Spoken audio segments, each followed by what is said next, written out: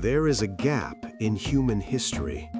295,000 years where people lived, built, believed, and died, and left no written record. We used to call that gap prehistory. We used to call it primitive. We were wrong. This is civilizations before writing. Before farming, before cities, before writing, there were people who figured it out. You don't have to move. This is their story.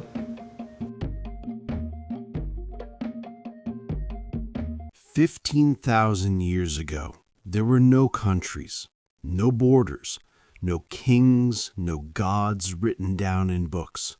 Just people, moving, always moving. Follow the herds, follow the seasons, follow the food. That was the deal. That was life. And then, somewhere in what is now Israel, Jordan, Lebanon, and Syria, a group of people looked at each other and said, "Why? Why keep walking?" We call them the Natufians.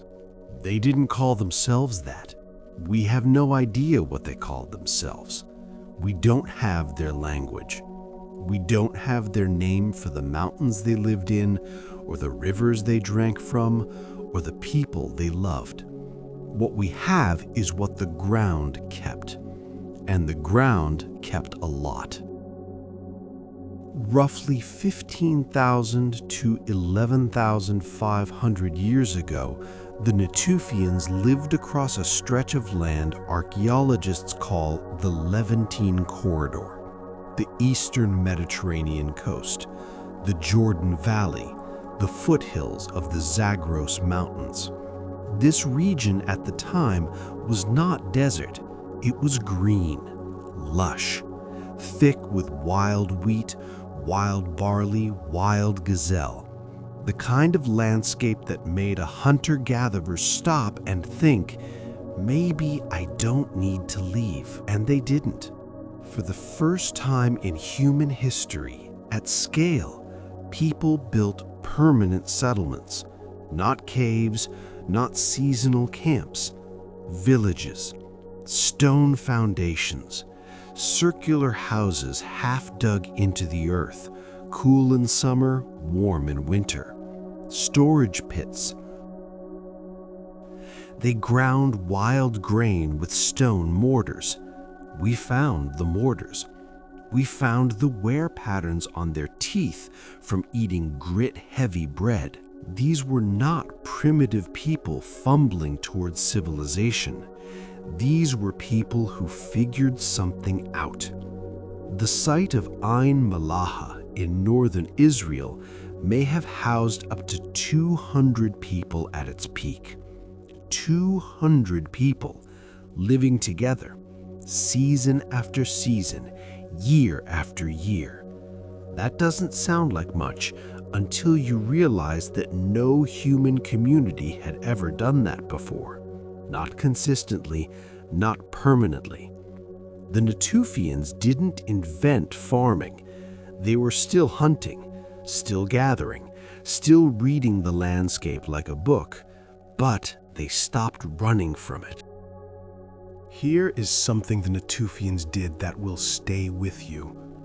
They buried their dead under the floor of the house, not outside, not in a separate place, under the floor, where they walked, where they slept, where they cooked and argued and raised children. The dead stayed home. We found hundreds of Natufian burials. Some are decorated, shells, animal teeth, carved bone, signs of status, signs of ceremony. Some are buried alone. Some are buried together. At Ain Malaha, archaeologists found an elderly woman buried with her hand resting on a puppy. A dog, a small dog placed beside her with intention. That burial is 12,000 years old, and it is the oldest known evidence of the human-dog bond anywhere on Earth. She took her dog with her. Whoever buried her made sure of it. The Natufians carved animals into stone and bone, gazelles, tortoises, geometric patterns we haven't fully decoded. They wore jewelry, headbands of shells, necklaces of animal teeth, bracelets. They held feasts. We know because we found the bones. Massive communal meals, the kind of gathering that takes coordination, planning, social structure. These were not isolated families scratching out survival. This was culture.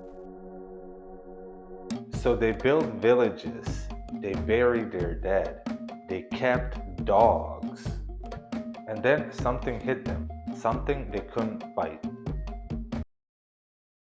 Around 12,900 years ago, the world broke. A period called the Younger Dryas hit the planet like a switch being flipped. Temperatures dropped fast. The rains stopped. The green Levant began to dry. The wild grain fields thinned. The gazelle herds moved on. Everything the Natufians had built their world around started disappearing.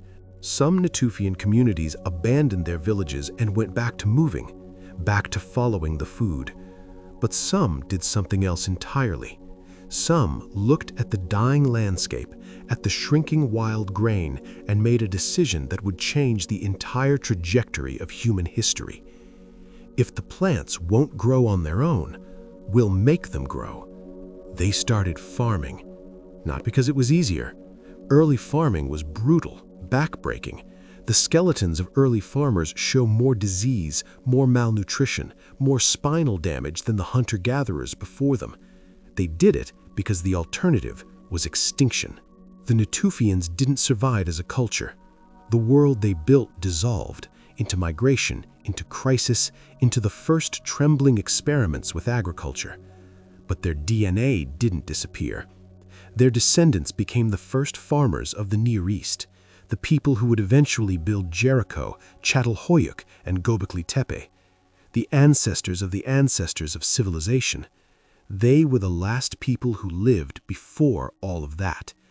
And they buried their dogs under the floor, and wore shells around their necks, and ground grain in the dark, and had no idea what was coming. Neither did we, until we dug them up. The Natufians didn't survive what came next, but what came after them, that's where civilization began. Next episode, we go there.